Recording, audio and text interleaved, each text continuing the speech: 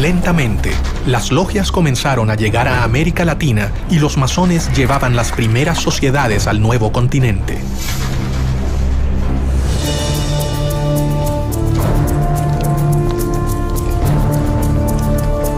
Los librepensadores llevaban a cabo una batalla interminable y desigual con la Iglesia. Si bien ésta había llegado al continente para evangelizarlo, ciertamente no tenía el mismo poder represivo que en los países de origen. El despotismo ilustrado tenía un plan para elaborar su crecimiento comercial, su incorporación a lo que era la evolución hacia el capitalismo. Paralelo a la llegada de las logias al continente, los jóvenes americanos viajaban de América a Europa con el fin de transformarse en los administradores de las colonias españolas en el Nuevo Mundo. Francisco de Miranda fue el primero en llegar. Unos años más tarde viajarían Bernardo de O'Higgins, José de San Martín, Simón Bolívar, Andrés Bello López, entre otros. Otra vez, el lugar de reunión de todos ellos sería Londres. ¿La corona británica estaba interesada en promover a los jóvenes americanos? Muchos de los jóvenes americanos se van a estudiar a Europa. Muchos de ellos también están buscando una educación más cercana a la Ilustración. Inglaterra siempre fue un lugar donde podían desarrollarse diferentes ideas. En Europa se encontraron con una realidad totalmente diferente a la que esperaban hallar. Están buscando una educación más cuestionadora, menos vinculada con la Iglesia, menos vinculada con el conocimiento tradicional. Y es en Inglaterra en donde hay un foco cultural, social, político, donde se está gestando el seno de este pensamiento ilustrado. Los jóvenes que partieron con el fin de realizar estudios formales terminaron convirtiéndose en los héroes de la independencia o en las manos operativas de un plan que había comenzado a forjarse antes de sus propios nacimientos. Casi se podría decir que Inglaterra funcionó con esta fórmula.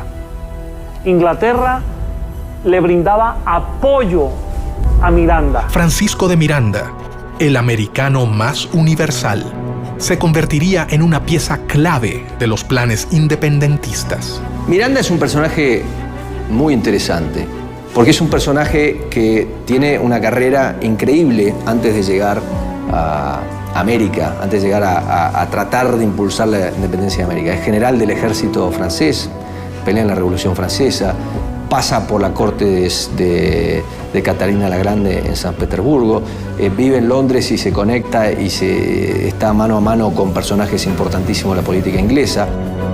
Miranda fue el padre de la independencia del continente, uno de sus ideólogos, protagonista de sus batallas y personaje fundamental en el diseño de una estrategia para llevarla a cabo. Miranda es un gran conspirador. Miranda es el gran arquitecto de la revolución, el gran arquitecto del proceso independentista.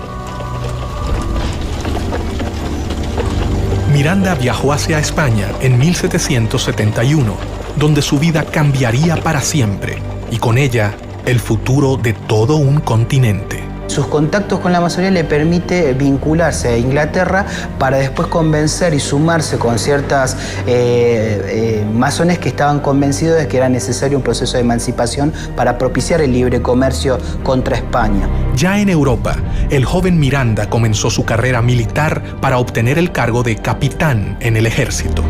Lo que hay que decir de Francisco de Miranda es que es un esclarecido. Es una persona con una mente brillante que comprende la importancia del lugar y del momento para empezar a desarrollar ese germen de libertad que es darle a América hispanoparlante la libertad de España. Paralelamente, se deslumbró con las nuevas ideas que se estaban gestando en el viejo continente. Miranda fue un político, un militar, un diplomático, un escritor, pero ante todo fue un gran humanista. Comenzó a armar su propia biblioteca, adquiriendo las obras de los pensadores más importantes de la época, lo que más tarde le traería innumerables problemas. Miranda, allí en España, se había interesado en la lectura de obras prohibidas, tipo político, filosófico, obras de los enciclopedistas, de los ilustrados, y la Inquisición estaba muy pendiente de las personas como él que leían estas obras. Poco a poco, Francisco de Miranda comenzó a forjarse un nombre, pero una acusación cambiaría el rumbo de su vida para siempre. La Inquisición estaba dateada, vamos a decirlo así, o le pasaban información de parte de los rivales militares que tenía Miranda. Se le acusaba de tener libros prohibidos y por eso tuvo que prácticamente venirse con Cajigal. Cajigal hace una jugada que le permite a Miranda escapar de la Inquisición. El 10 de julio de 1783 llega a los Estados Unidos. Ya se ha producido la declaración de la independencia, el hecho independentista de Estados Unidos, y Miranda se apasiona por ese proceso. Y Miranda va a viajar por distintas ciudades de los Estados Unidos, tratando de tomar contacto con esa realidad, con las causas que llevaron a la independencia, con la manera como los Estados Unidos de América se ha independizado de Inglaterra y sobre todo toma contacto con los ideales de los independentistas norteamericanos. En Estados Unidos, Miranda terminaría de comprender qué debía hacer. Había llegado al país que acababa de independizarse y allí conoció a los grandes protagonistas de la independencia. Especialmente trabó relación con George Washington. Tuvo entrevistas con líderes como Jefferson, Hamilton, Knox, es decir, con figuras muy importantes en la conducción del nuevo país independiente en Norteamérica. No se sabe exactamente dónde se inició el general Francisco de Miranda como masón.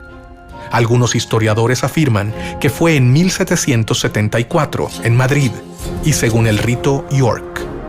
Otros dicen que fue iniciado por el mismo George Washington en la Logia de Virginia. Muchos historiadores se preguntan cómo era posible que este joven, nacido en Caracas, de ascendencia isleña, canaria, que empezaba a ser perseguido por España, pudiese ser recibido en los Estados Unidos por el presidente de la nación y por los principales líderes de esa nación.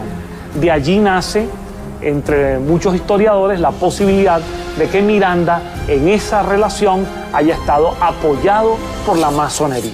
Su futuro comenzaba a dibujarse. El hombre que había servido al ejército español alrededor del mundo estaba por transformarse en la pieza clave para que perdieran sus colonias en América. Debajo de la mesa, alguien estaba poniendo en marcha los planes elaborados por el conde de Aranda y Trelawney, el viejo gobernador de Jamaica. La idea era separarse de España y de alguna manera seguir el modelo republicano que ya se había establecido en Estados Unidos.